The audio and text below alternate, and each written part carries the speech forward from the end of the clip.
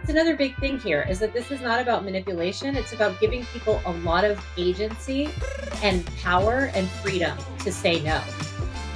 So I'm assuming that you're going to do your due diligence.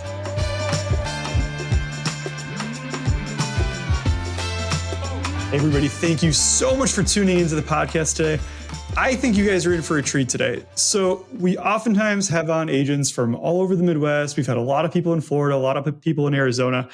But today we're going to the hometown of one of my favorite TV sitcoms, Full House. We're in San Francisco with Danielle Lazier with Vivra Real Estate.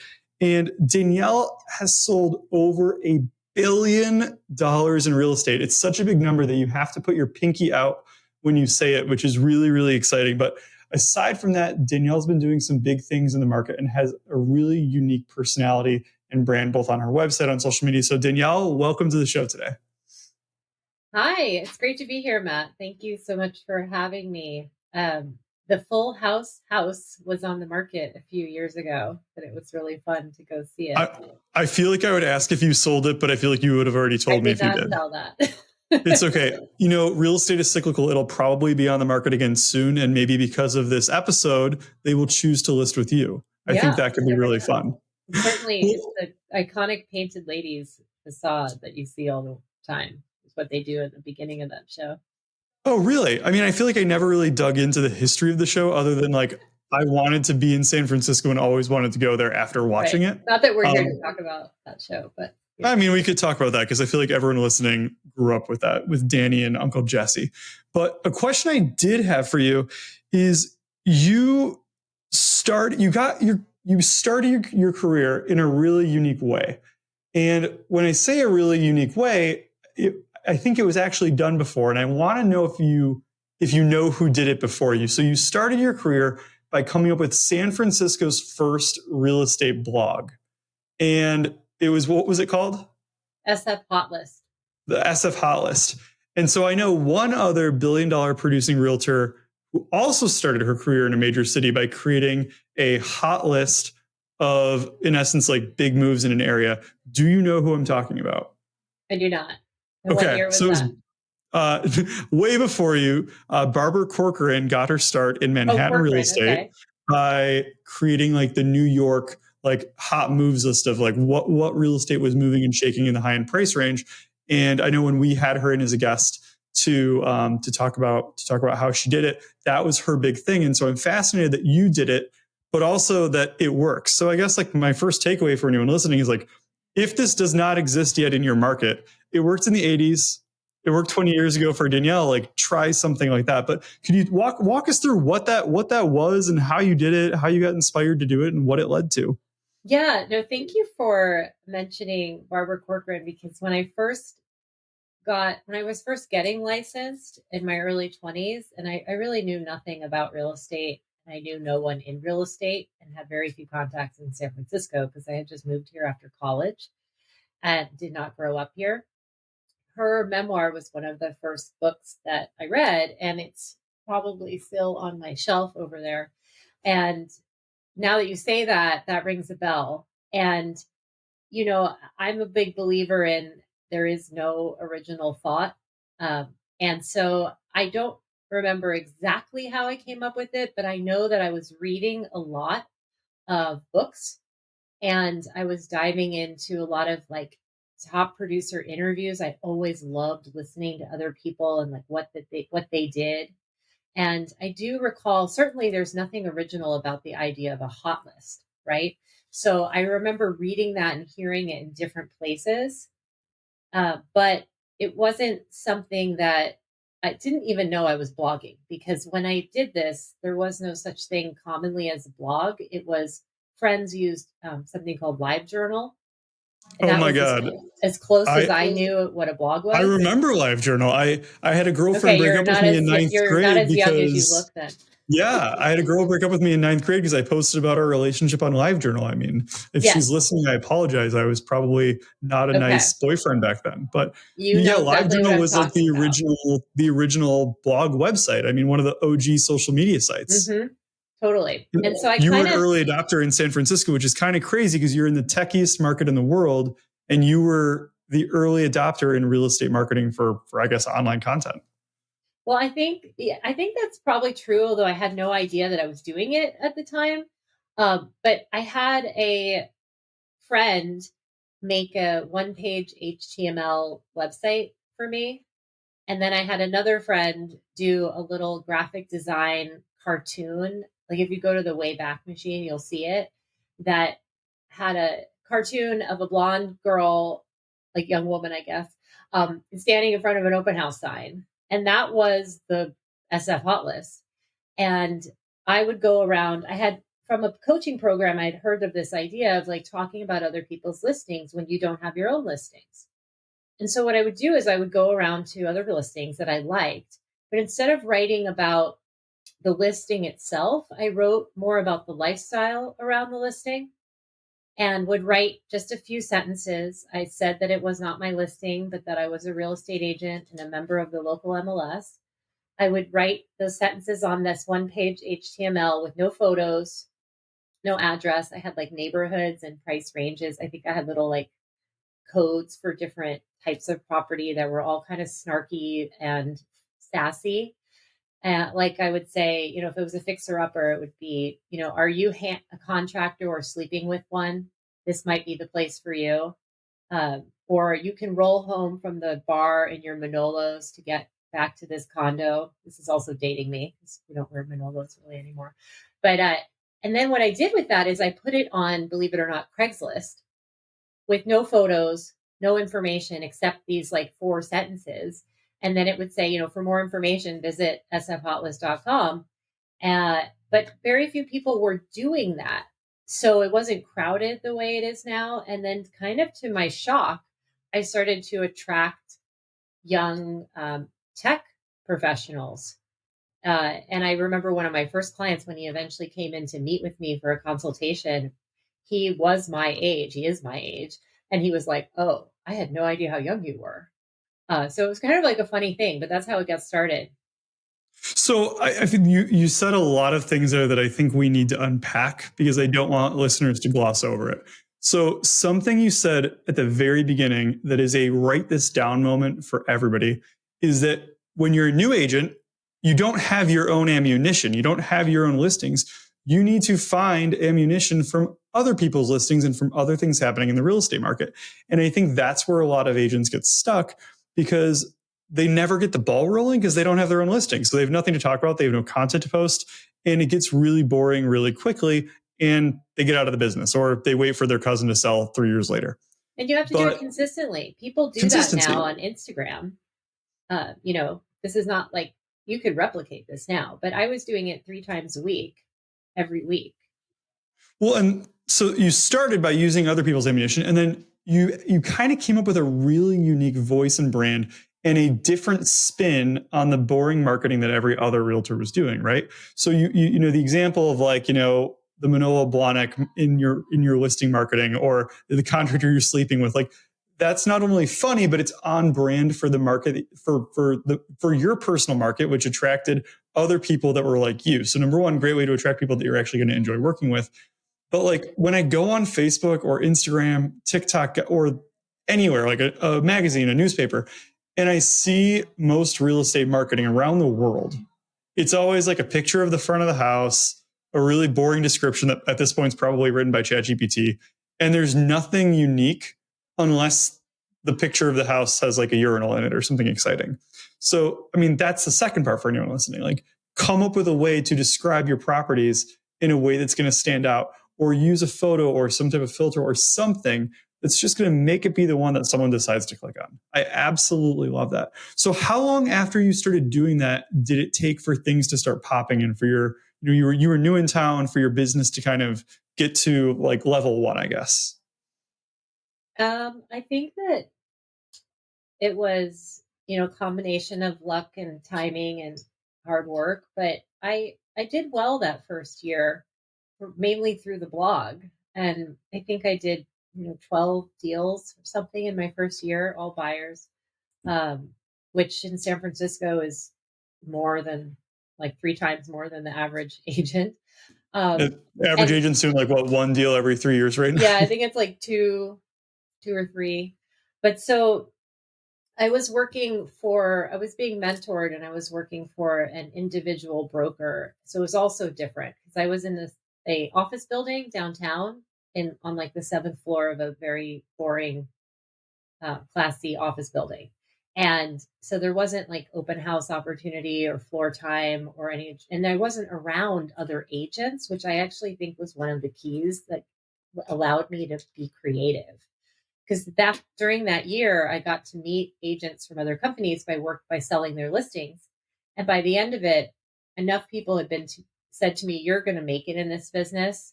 You should really come to a more well known brokerage."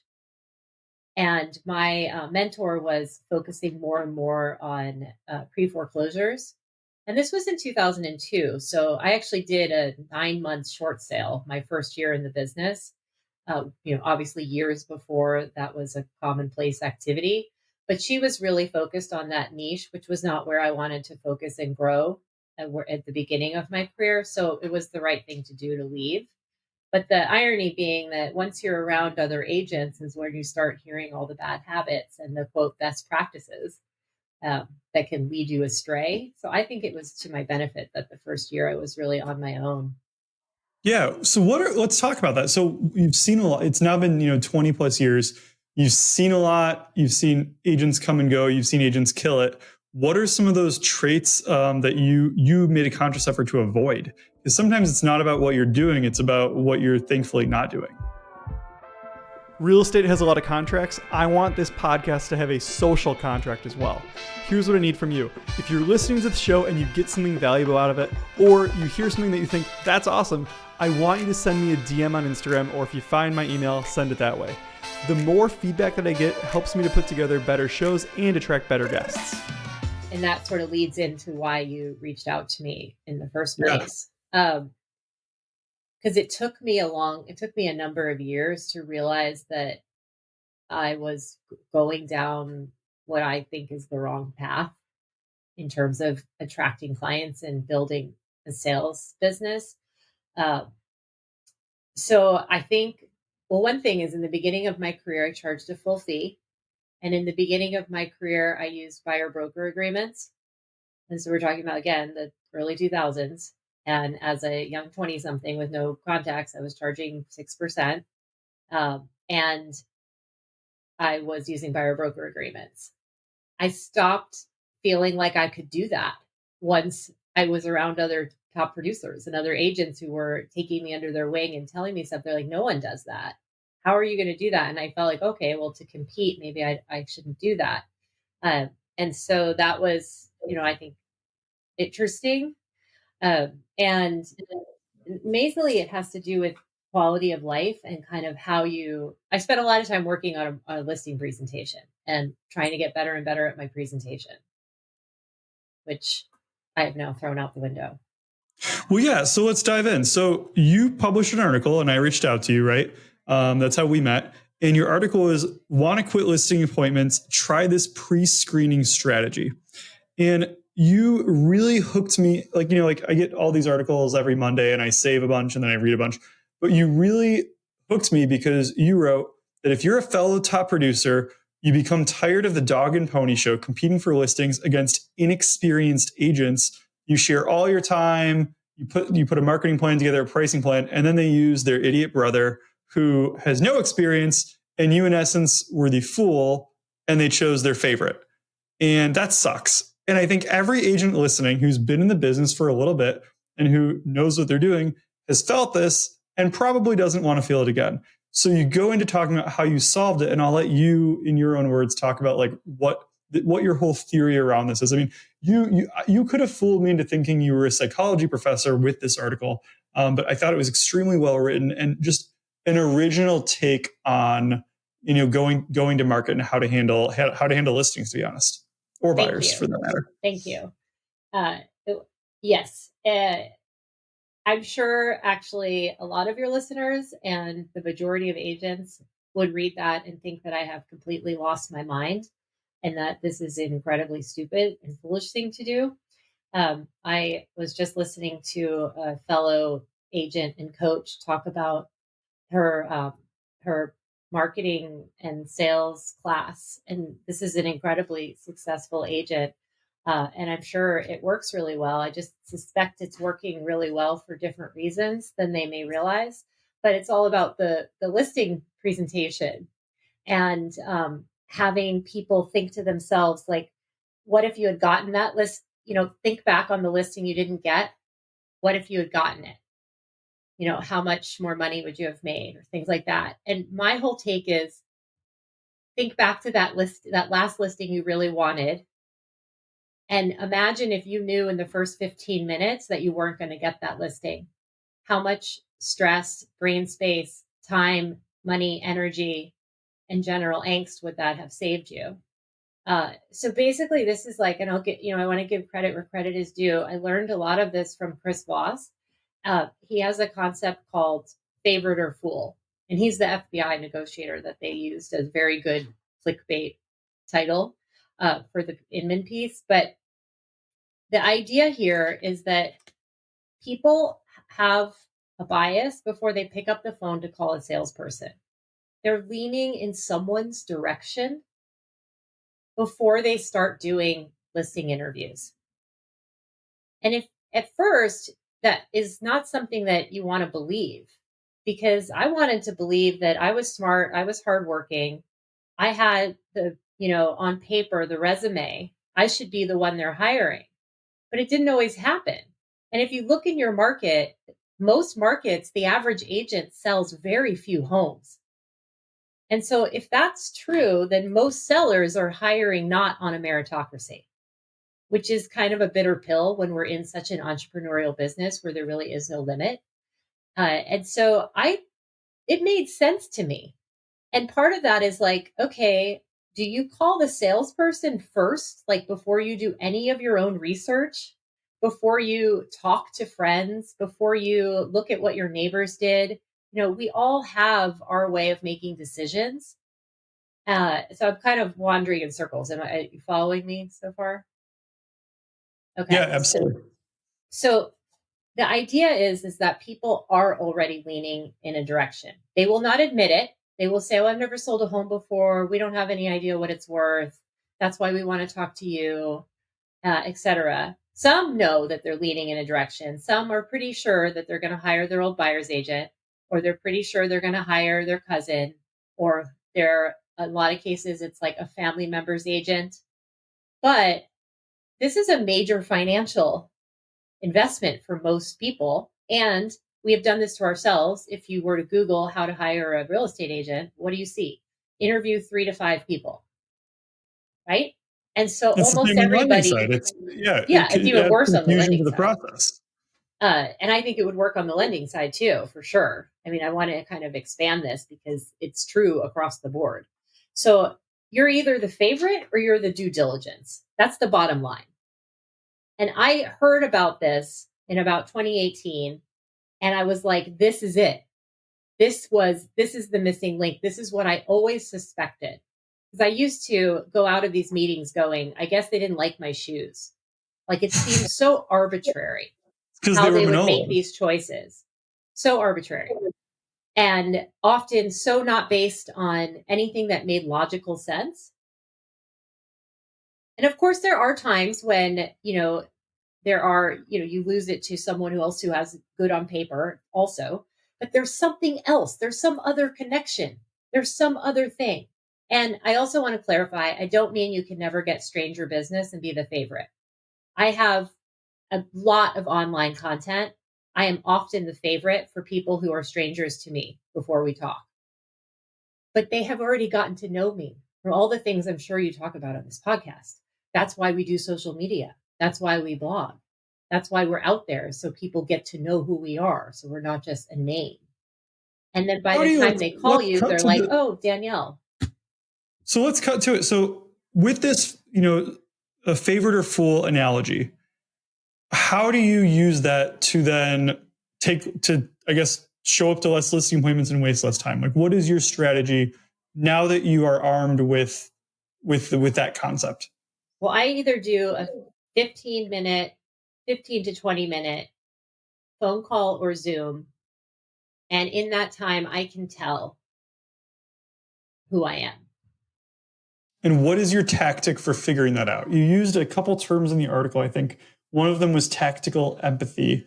But how are you using that to kind of figure out, like, how can another agent listening, who maybe not everyone's going to have your 20 years of experience, how can they use this to figure out if they're the agent or if they're the favorite or the fool? Well, I'll give you my biggest secret weapon, if I had one. Then I'll actually tell you what the language is. But first, the philosophy of it. It is my belief, and I track this over hundreds of intakes over the last 5 years. And I would rank them between 0 to 5. Am I the favorite or the fool? And then I would see what happened.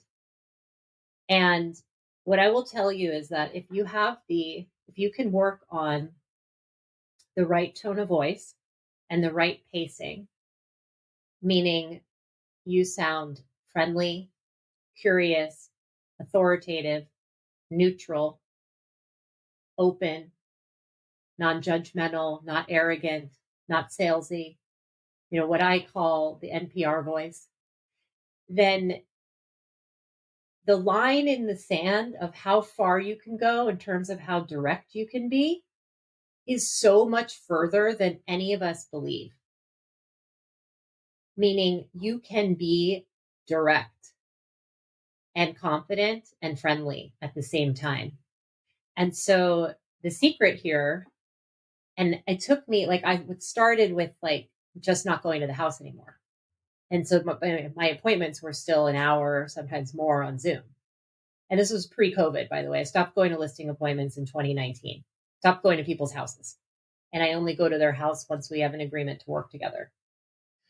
But it started out as a long process. And I've distilled it more and more and more. And it really comes to this. You can ask them. So you talk to them for a couple minutes to get a sense of why they called you. And then you want to hear them say to you why they called you. So first you're finding out about their situation, what's going on with them. And then the second thing is, instead of you saying, oh yeah, I sell a lot of homes like that, or, selling yourself, you want them to say why, out of all the real estate agents out there, and in our market, there are thousands for less than 1,000 properties that trade every year, why they called you. And it's really important that they say it out loud. And that's a big part of your clues, but you're also hearing, why did they call you? And then as soon as you feel it's possible, and I'm telling you that it is a lot sooner than you think it is, you can just get right to it. So, Matt, I don't want to be presumptuous. Am I wrong to assume that you'd like to work together and we should get started on strategy? Yeah, everything you said sounded great. So that is the way that I call it a truth serum. This is not about everybody says yes to me. First, they pause because they're trying to figure out this no-oriented question. They're like, wait, what? Is it wrong to, what? But they tell you the truth that they weren't going to tell you. That's really the big aha, is that the answer is either, am I wrong to assume? No, you're not wrong to assume, Danielle. Our friend said great things about you. We like your work, et cetera, et cetera. What's the next step? And then you can go to the next thing. You can start talking about pricing. You can start talking about marketing, start talking about timing, whatever you want to talk about. Or they say any other thing, which is often, oh, well, we're just in the beginning stages right now. Any excuse at all. And they're honest, though, because you just gave them permission in a way to be honest. That's another big thing here, is that this is not about manipulation. It's about giving people a lot of agency and power and freedom to say no. So I'm assuming that you're going to do your due diligence. And if you're not, you're going to correct me. You're going to say, I already did. I want to work with you. I don't need, and the people who want to work with you don't necessarily want to sit through a 2-hour PowerPoint presentation. Neighborhood Realtor Podcast is proudly made possible by the support of our sponsors, Treadstone Funding and Neighborhood Loans, two amazing Midwest mortgage companies that now have offices all around the country. If you're a real estate agent looking to partner with an amazing lender, DM me at mattmusket88 and I'll connect you with someone in your market. If you're a lender and you want to join the right mortgage company, DM me and I'll connect you as well. I mean, that's the most true thing I've heard. So, I mean, like summing this up, this is I get such a excited great, about like it. Sorry. 3-step strategy. Like, number one, find out why they called you and get them to verbalize that.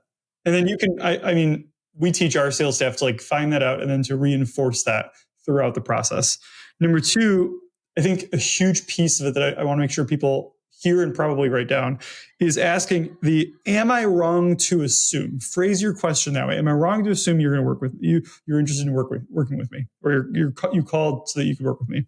And then three, give them permission to be honest. And if you do all of those three things, the call can be done in 15 minutes. And when you show up to their house, it's to put the sign in the yard. It's to do the little crossing the T's and dotting the I's type things. I mean, I think that's absolutely amazing. And so how did that go ahead? I do want to clarify that, like, kind of like Tim Ferriss, the 4-hour work week. I don't want to be misleading here. If they're moving forward, what usually happens is we schedule either a follow-up Zoom with all the decision makers. And I reaffirm again that I'm the favorite, that they're moving ahead with me. And then I go into all the stuff I need to know to actually have a good strategy for them. So it is more than 15 minutes. And if they are still doing their due diligence, that's fine too. I just give them permission about that. It sounds like you're still figuring things out and you're doing your due diligence. What's your process look like? And then making next steps based on that. So let's talk about that. So obviously this strategy will help you figure out how much time you should put in afterwards. Right. Now, many people say yes to you immediately, which is awesome because you have a great reputation. You've sold $1 billion in homes. For the people that aren't sure, obviously you fall into the not the favorite, the fool category on those. What is your follow-up process on those? And I'm sure you still do end up reeling some in over time, but what does that look like? What is your follow-up if they say, you know what, I'm interviewing you, but also like my friend's cousin or whoever, like what do you do then? How should agents handle that? Well, first off, if you don't like the word fool, think of due diligence. And then if you are a top producer, think about who you would ask for an expert second opinion if you were getting a second opinion. So it's often us who get actually brought in as that fool character in the game. But I will then kind of follow up to learn more. I want to find out how they know these people. And again, it's being not afraid to ask. So if they're like, oh, well, I'm talking to my old agent. I'm like, oh, the one who helped you buy the home. Well, is there any reason you wouldn't work with them? I'll give you an example. I had a call from a referral from a really good clients of mine. We've done 5 or 6 sides together, and they're very loyal to me and never interview anybody else when we work together.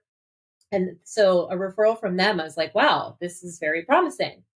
They get on the phone because I'm no longer like just assuming things and jumping to it, but I get on the phone with the wife and I'm talking to her the way I now talk to everyone.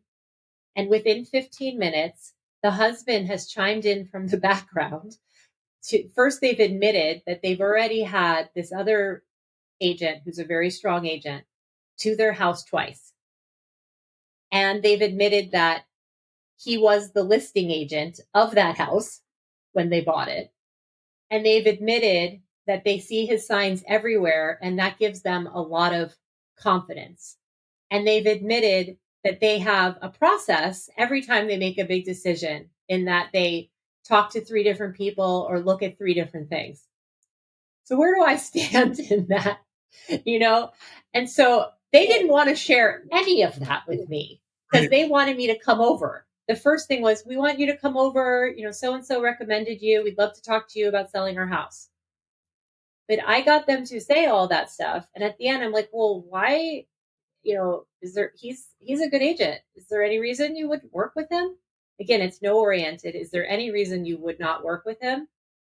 And I'm not talking badly about myself. I mean, you can even say like, listen, I'm biased. I think I'm pretty good, but is there any reason you wouldn't work with so-and-so? And the husband chimes in from the background. Well, no, not really. I mean, we see his name everywhere. he knows this place. He's been over here. And I'm like, okay, well, it sounds like you just really wanted to get some second opinions then, but you pretty much know what you want to do. And they're like, yeah, that's right. I said, okay, well, that's great. So, thank you so much. And if anything changes, let me know. And it's funny because they sort of feel like I did give them some free consulting during that call, and I'm helping them clarify their decision making, but I'm not chasing them anymore. Because what am I going to really do differently than that guy's doing other than lower my fee more or give a higher price more? So I don't know. And I'm not willing to do that anymore. Yeah, I mean, and I saw online like you have young kids. I have kids around the same age. You want to play some tennis, you want to have some fun, but also you want to give your all to the clients who are all in on you. And I think that's the important thing for agents to remember. Like this isn't like a level you get to when you've sold $1 billion where you don't want to work anymore. This is a level where the people who've chosen to work with you deserve your everything. But in order to give them that, you have to free up some time somewhere. And this is the way to do it. And I absolutely love this. So a couple minutes left here. Want to talk really quick. You've sold 1,000+ homes in the San Francisco area, which I think is like a dream, like that any realtor would love to accomplish in a career, five times longer than yours. You've done it already, but I love on your website that you show so much support to all the organizations that you're a part of. And you have so much of your personality on your website, on your social media. So just tell me just for a couple of minutes about your overall strategy when it comes to, I guess, your internet marketing, because I think it's done in a really tactful way that seems to represent you well. Thank you. That is very appreciated. I just have to reiterate what you just said. It's a really important point, is that this is not about you have to be at a certain level to do it. This is about really conserving your time and your energy. Our business takes it out of us, and saving it for the people, like you said, who are all in on you. It has made me a better real estate agent for my clients and given me my life back. So, but I have to support my family. So I am not I'm not doing this to turn away business. It's just made me a lot more effective and better for the people who I want to serve. So to answer your question, a friend of mine who's a very high end agent, he was like, this was a couple years ago. He goes, Danielle, you've been doing authentic since before authentic was trendy. And I laughed, but I was like, that actually pretty much sums it up. I have the inability to not be myself. So I just sort of leaned into it. And in the beginning of my career, I had a couple of people I respected. I used to have I used to have pink hair, and I was one of the first people to wear jeans around the office, which sounds so crazy if you say it now, but we weren't allowed to wear jeans to the office meetings, and I would It's a get in good thing you trouble. can't see what I have on below my Right? I blazer. know. It's definitely blue jeans. But now we get to dress from the waist up, so it's perfect. Yeah. But they were like, "You be you. The more you stand out, the better." Because going back to what I said before, there's a recipe of why people choose to trust us in their homes, and a big part of it is that they connect with you. So you do want to be yourself, and that doesn't mean you're going to be the right fit for everyone. But I don't see how else you can do it. I just don't think anybody can be the right fit for everybody. Well, I mean, what you're doing is obviously working because you're the right fit for the people that have chosen to leave you 125 5-star Google reviews, right? Like most people have a bunch of negative ones in there. Yours were stellar. So what you're doing is working. And we always kind of end it with the same thing. So Danielle, if someone is moving to San Francisco, they got transferred there by their company, how would they get a hold of you? Do you want to work with them, assuming they choose you as the favorite and not the fool? How could they get a hold of you? Yeah. So we love working with agent referrals. We do that a lot. And of course, we're a very small team, and we want to work with buyers and sellers who we feel like we can help and want our help. You can find me at daniellelazier.com. And it's also Danielle Lazier on Instagram. And I'm, for better or worse, pretty easy to find. be a You're not tool. a secret agent. They're not a secret agent. Awesome. Well, Danielle, thank you so much for sharing your strategies with us today. This was amazing. Everybody listening, if you thought this was helpful, leave a review on the podcast store or your platform of choice. It helps us get amazing agents like Danielle to trust us and want to be guests on the show. So thank you, Danielle. Thanks to everyone for listening today.